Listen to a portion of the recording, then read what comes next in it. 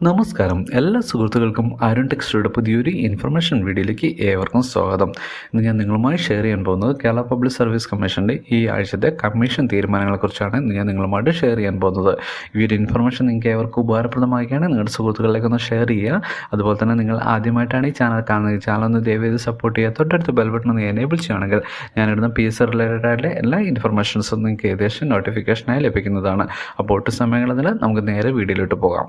ഇതിൽ പ്രധാനമായിട്ടും ഭാരതീയ ചികിത്സാ വകുപ്പിൽ ആയുർവേദ മെഡിക്കൽ ഓഫീസർ, തുറമുഖ എഞ്ചിനീയറിംഗ് വകുപ്പിൽ assistant engineer electrical and civil, water authority sanitary chemist തുടങ്ങിയ 43 തസ്തികയിലേക്ക് പുതിയ വിജ്ഞാപനം PSC യോഗം ഇപ്പോൾ അംഗീകരിച്ചിരിക്കുകയാണ്.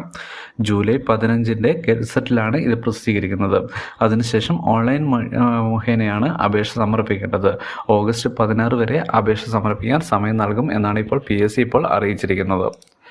അതുപോലെ തന്നെ അഗ്രോ മെഷീനറി കോർപ്പറേഷനിൽ വർക്ക് അസിസ്റ്റന്റ്, അഗ്രോ ഇൻഡസ്ട്രീസ് കോർപ്പറേഷനിൽ ജൂനിയർ ടൈപ്പിസ്റ്റ്, സെക്രട്ടേറിയറ്റ്, PSC എന്നിവിടങ്ങളിൽ ഓഫീസ് അറ്റൻഡ്, പട്ടികജാതി പട്ടികവർഗം എന്നീ തസ്തികയിലേക്കുള്ള സാധ്യത പട്ടിക പ്രസിദ്ധീകരിക്കാൻ അനുമതി നൽകിയിട്ടുണ്ട്. ഹോമിയോ മെഡിക്കൽ കോളേജിൽ അസിസ്റ്റന്റ് പ്രൊഫസർ, ജയിൽ വകുപ്പിൽ അസിസ്റ്റന്റ് പ്രിസൺ ഓഫീസർ തുടങ്ങിയ 10 തസ്തികയിലേക്കും ചുരുക്കപ്പട്ടിക തയ്യാറാക്കും എന്നാണ് ഇപ്പോൾ PSC ഇപ്പോൾ അറിയിച്ചിരിക്കുന്നത്. ഈ ഒരു ഇൻഫർമേഷൻ നിങ്ങൾക്ക് ഇവർക്ക് ഉപകാരപ്രദമാകുകയാണെങ്കിൽ നിങ്ങളുടെ സുഹൃത്തുക്കളിലേക്കൊന്ന് ഷെയർ ചെയ്യുക. അതുപോലെ തന്നെ നിങ്ങൾ ആദ്യമായിട്ടാണ് ഈ ചാനൽ കാണുന്നതെങ്കിൽ ചാനൽ ഒന്ന് ദയവേത് സപ്പോർട്ട് ചെയ്യുക. തൊട്ടടുത്ത് ബെൽ ബട്ടൺ ഒന്ന് എനേബിൾ ചെയ്യുകയാണെങ്കിൽ ഞാനിടുന്ന PSC റിലേറ്റഡ് ആയിട്ടുള്ള എല്ലാ ഇൻഫർമേഷൻസും അതുപോലെ തന്നെ നോട്ടിഫിക്കേഷൻസും നിങ്ങൾക്ക് ഏകദേശം നോട്ടിഫിക്കേഷനായി ലഭിക്കുന്നതാണ്.